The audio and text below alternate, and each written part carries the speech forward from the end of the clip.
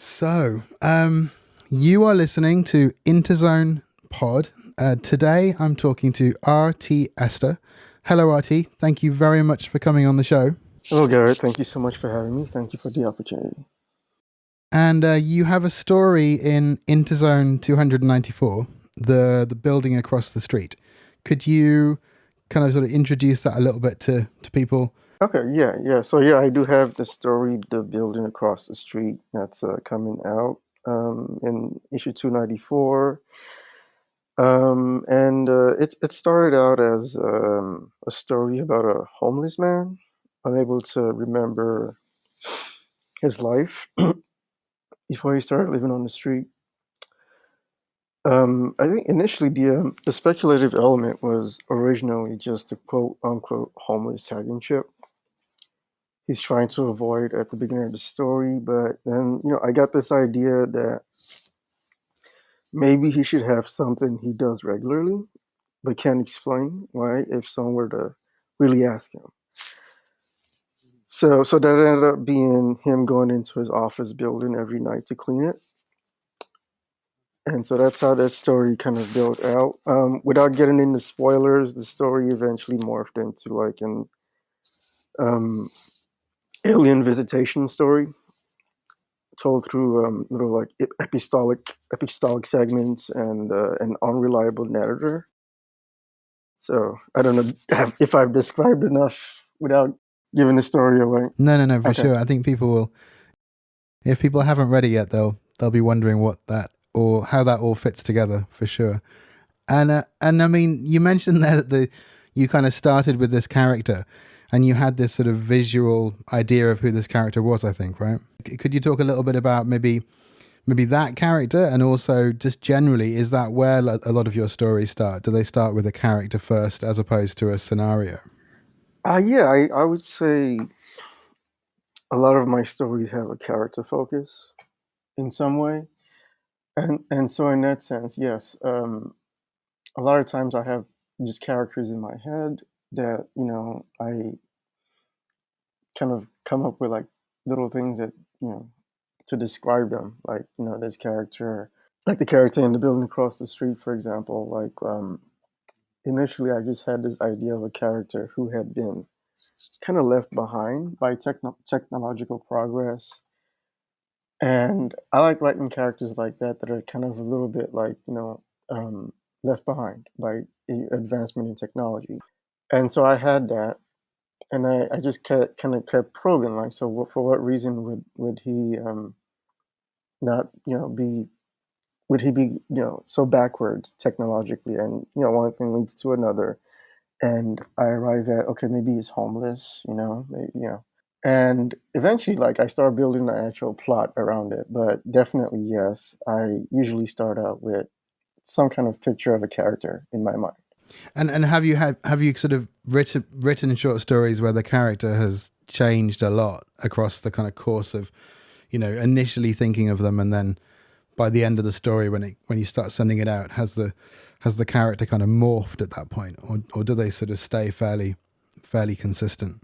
Um, a few times I think I've like started out with one like specific character in mind. Like I had a picture in my head of who that character was, and as the plot progressed, like I realized that maybe I want to tone this thing down, or like highlight this specific quality, and eventually it kind of spirals. And once I'm ready to submit, it's a completely different character from like the character I started out with. One that I wanted to like use as an example from something that I've had published recently was I had this story Slight Forms published in Clark's World, and there's this character, um, and it's kind of very a subtle thing, but the character started out as like in my head was a female character, but then like as things progressed, I decided to write it in a second person POV. And once I started doing that, I was like, I can actually just get away with not telling anybody explicitly what this character's gender is. And so eventually that's where it ended up happening. So you just kind of, to give you an example, I guess, how like just thinking through like the technique and like how I wanted to tell the story, it ended up like changing like one fundamental piece of, who the character was. And I mean, sort of when you're from your Twitter account and just sort of my general sense is that you're kind of you have a lot of sort of filmic or cinematic sort of touchstones as well. No, yeah, I would say I'm a very visual thinker. So definitely a lot of times when I'm writing, I have like a specific picture in my head of, what I want this specific scene to look like, or this action, or this person's posture, or things like that. One thing I do that I notice that I do a whole lot is like be specific about colors, which is something that I've also had pointed out to me, that like I get to kind of specific about colors, which I didn't notice till someone pointed it out. But I think that specifically is kind of carrying over to from, my designer background, for example, and so things like that. But, I also try to be too careful not to go, like to the other end of the spectrum with that. Like I like to leave a little bit of room sometimes for the reader to imagine, what they're reading as well. Yeah. Well, I mean, I'm not going to say too much about it, but there is a moment in the building across the street where I think you very deliberately are very, very careful about what you're describing, and the effect is really good. Yeah. Sort of thinking about films, what sort of films have you been watching recently that that have sort of stuck in your mind? And I know you're a big fan of Tenet. Yes. Maybe talk about Tenet first and explain to people what it is you like so much about that one, and anything else that's been on the radar. Man, I'm going to sound like like a broken record, maybe. This is completely fine. Skip ahead 10 minutes. Yeah, exactly. TENET. No, yeah, I think I mentioned in the newsletter little interview that we did that just the atmospherics, I think, which I think is a good way to put it. It kind of is the main thing that kind of I enjoy about it is, there's a word that people use for that type of aesthetics, like a vibes movie, like just the vibes, I guess. Like you don't have to understand everything. I think a lot of the detractors, like that's what they get hung up on, is that the dialogue is hard to follow. There's too much background noise or whatever, and like Right. the logic it isn't very easy to follow, and so on. And like, yeah, I had those issues as well, but to me, it didn't seem like it took anything away from just like the enjoyment of the movie. So, And I learned recently they crashed a real plane. I had no idea yeah, that was one of the things they Nolan. did. That's nice. Yeah. And what about more recently? What have you what's been sort of what's caught your eye recently? I've been trying to watch more horror lately, because that's like that's a big blind spot for me, and I've noticed it like even more in the last couple of years since I started writing short stories. That horror is like one of those really big blind spots. So I've been trying to kind of correct that recently. One that I saw recently and I really liked was Barbarian. I don't know if you've seen that one. Oh, I haven't. Yeah, it's great. There's this hard transition after the first act that everyone who's seen it talks about, because of how it's really funny and it's timed really well, and it's great. Like that's like the one that I always think about when I think about that movie. And with horror as well, are you thinking in terms of what you're maybe wanting to write in the future as well? Sort of like experimenting more with genre. Exactly. Like wanting to write maybe just like more a straight horror story, or like introduce elements of horror into like the type of stuff I write. So yeah, definitely. And what about things you're reading, or authors who you sort of particularly admire at the moment? Let me see. There's this book, American War, by Omar Akkad.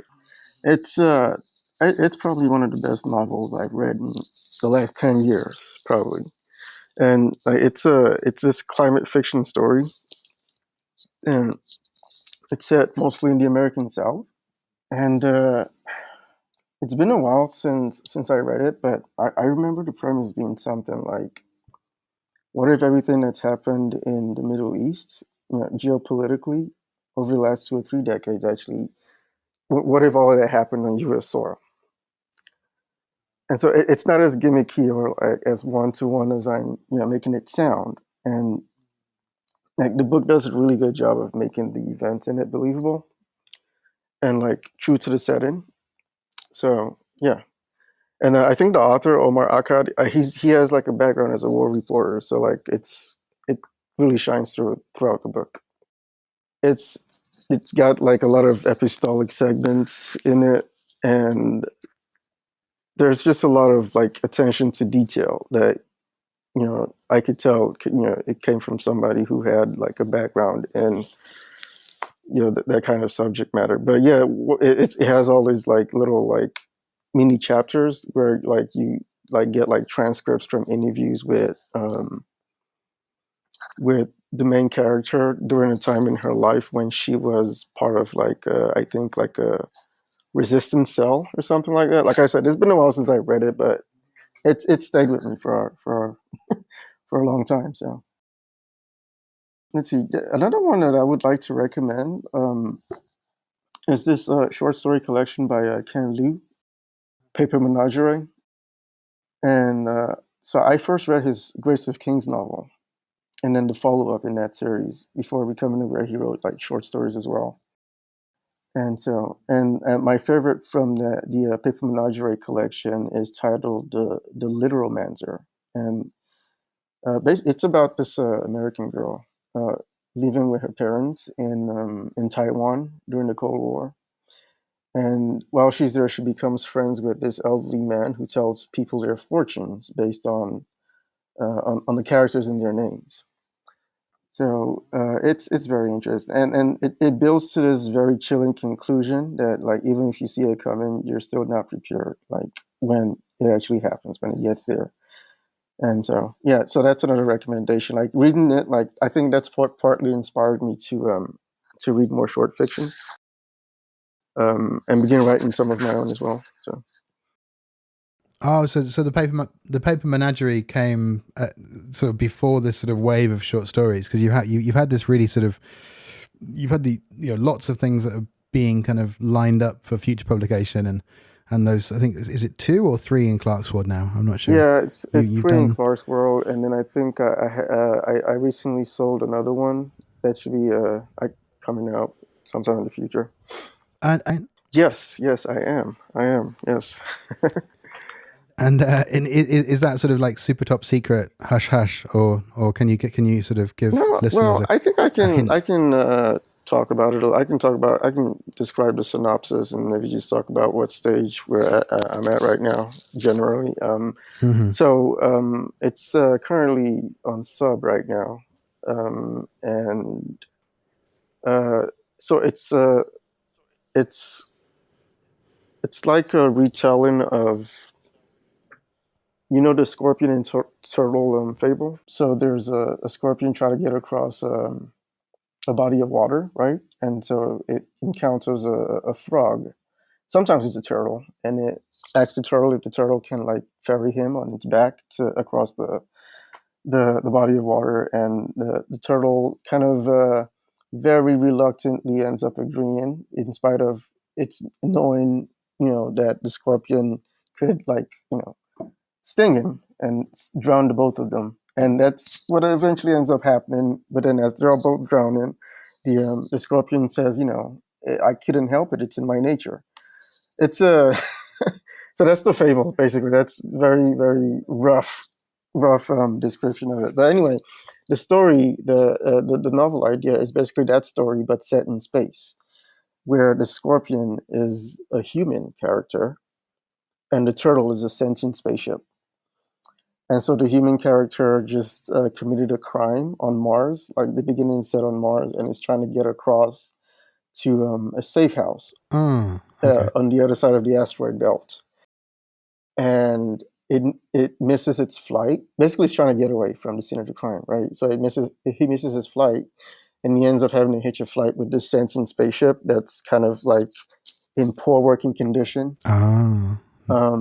And so the majority of the story is just that kind of like a road movie. Basically, it's just the human, the sentient spaceship and its lone human passenger trying to get across and making several stops along the way, and the human passenger getting into all kinds of shenanigans. And Wow, that sounds like a yeah. great. That sounds great. I mean, yeah, more road movies in space, I think, for sure. Yes, absolutely. So there's this, and then you mentioned. Let's see. You mentioned the story in Clark's World, and you obviously have this great story coming in the issue that's soon to be mailed, the building across the street, and you have coming to IZ Digital. You also have. Let me get the title so I don't misread it. The Moon Eel Bennett in conversation with the astronaut who came back for it. Yes. I think that's right, yeah. So I was nervous about that. It's a wonderful short. It's a very long title for a really kind of punchy story. Yeah. Is there anything... yeah, I mean, it's such a weird story. I can't wait for people to read it. Oh, yeah. First of all, thank you for accepting it. Where did it come from? I was thinking about like trying my hand at flash fiction because I had never done it before. And so where did that idea itself come from? Because I'm always like just playing around with like ideas for like movies in my head and books and things like that, or just like little like scenes like with no context, like. And I had this idea of this person who initially just started at like maybe he's a hitman, he's there to commit he's there to like take somebody out, and there's a voice in his head just kind of like telling him he's a piece of shit. And I don't know why I had that idea. I just had this idea of this person who was just like, that's great. Think like Tom Cruise in Collateral. This okay. Smooth, yeah. person, but like in his head there's like this voice just like tearing him down. There's like Danny DeVito in there, sort of just basically talking shit to him. Yeah, exactly. And and I don't know where those ideas came from and how they came together in my head, but like that's where it came from, and somehow it became like an idea. It became like a space story. It became like it became a really funny this, it made yeah, exactly. And you have another story coming out in INTERZONE later in 2023, which is Sleeping Arrangements, and I think that's like a really great. I mean, it just really works really well at its length. I mean, that's what sort of that's what I think all of the good short stories do, but they just feel like they're not sort of shortened novellas or extended something else there. Yeah. I would say something funny about that is I don't know. I think I had mentioned it to you like a while back, or maybe it was somebody else. Like I'm trying to teach myself like how to write short stories, and I still feel very much that I don't really know yet. Like a lot of the stories that I write and I present them in short stories, like in my mind, they always seem like they would be better suited as like full-length novels or maybe even just like novellas.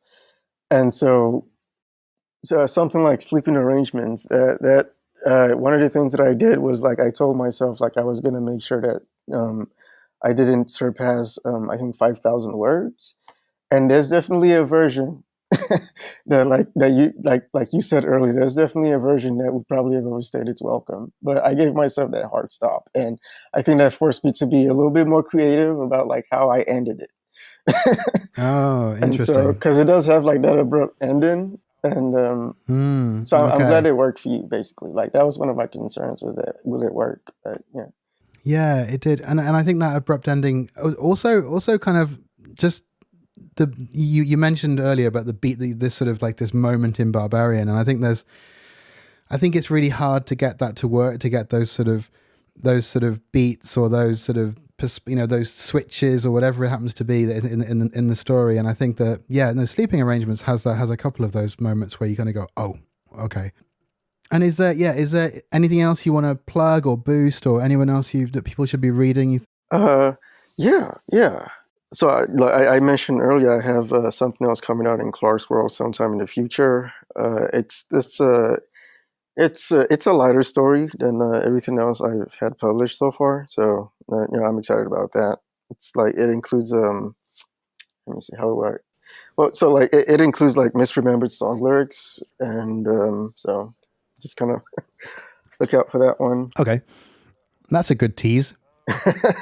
Yeah, misremembered song lyrics and a little bit of yard work. So if you like both those things, okay, check that out. Okay, so if you no, I think that's I think that's a fairly big group of people. Right. Yeah, and like for movies, I was actually going to recommend something else as far as like what I've been watching. So there are these two movies I saw recently starring Aubrey Plaza. I don't know if you know that actress. One is titled Emily the Criminal, and then the other one is Ingrid Goes West.